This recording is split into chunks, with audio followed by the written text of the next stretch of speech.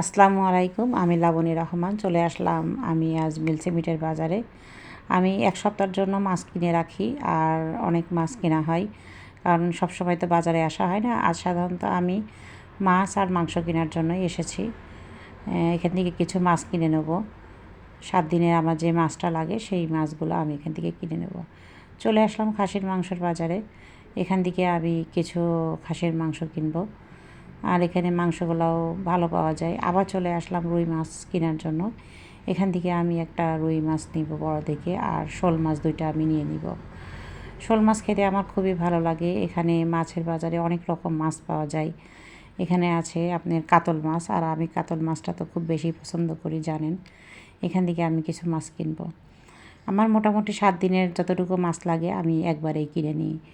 আমার ভিডিওগুলো যদি আপনার ভালো লেগে থাকে তাহলে আপনারা like, comment, share and subscribe করে দিবেন।